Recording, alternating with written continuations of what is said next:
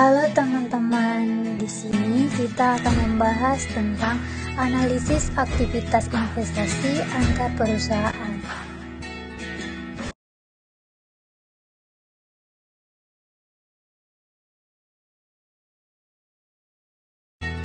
Terdapat 3 materi pokok yang akan kita bahas saat ini, yaitu yang pertama, investasi antar perusahaan, yang kedua, laporan keuangan konsolidasi, dan yang ketiga yaitu prinsip konsolidasi.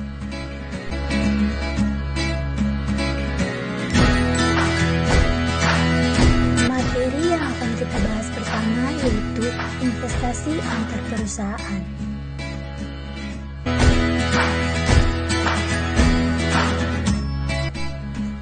Investasi antar perusahaan merupakan investasi oleh satu perusahaan dalam sekuritas atau surat berharga ekuitas perusahaan lainnya.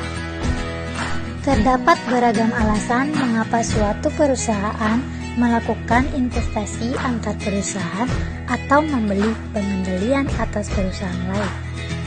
Alasan ini meliputi yang pertama, keunggulan atas sumber bahan baku, yang kedua, keuntungan pajak, dan yang ketiga, keunggulan teknologi dan strategi.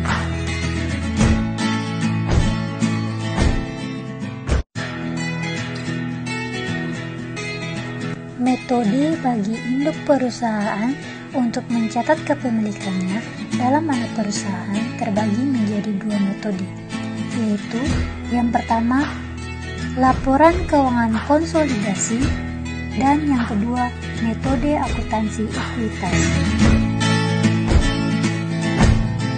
Iya, kita masuk pada pokok pembahasan kedua, yaitu laporan keuangan konsolidasi.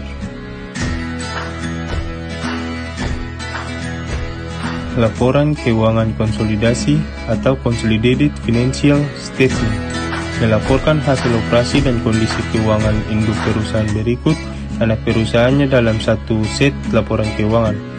Akun investasi dalam laporan keuangan induk perusahaan merupakan bukti kepemilikan saham dalam anak perusahaan. Konsolidasi terdiri atas 2 langkah, yaitu yang pertama agregasi dan eliminasi, dan yang kedua mengeliminasi transaksi antar perusahaan. Hasil akhir konsolidasi neraca adalah pelaporan anak perusahaan yang diperoleh pada nilai pasar wajar pada tanggal akuisisi.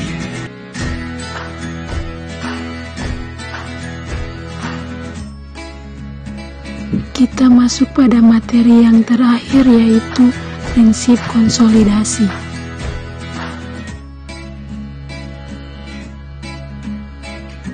Akuntansi mensyaratkan konsolidasi anak perusahaan yang dimiliki secara mayoritas, di mana induk perusahaan memiliki lebih dari 50% saham anak perusahaan. Walaupun anak perusahaan tidak memiliki operasional yang sama dengan induknya, hak minoritas yang besar atau lokasi asing. Terdapat 2 kondisi di mana anak perusahaan seharusnya tidak dikonsolidasikan untuk keperluan pelaporan. Yang pertama yaitu pengendalian tidak lengkap atau sementara.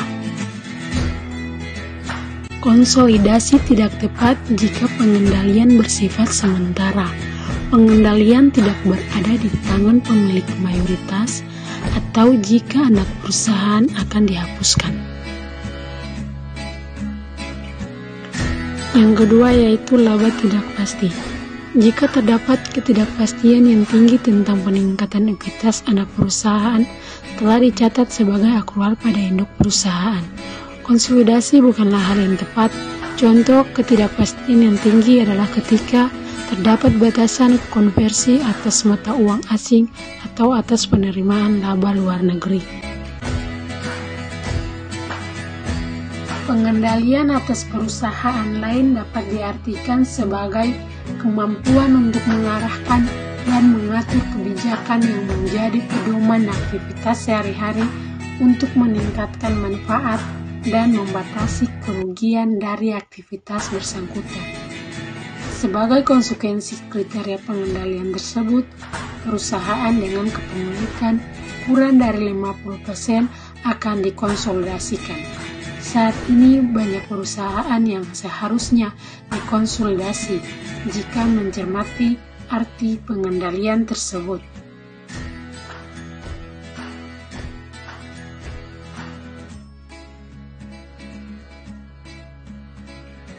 Ya, baik teman-teman, presentasi dari kelompok kami sudah sampai pada bagian akhir.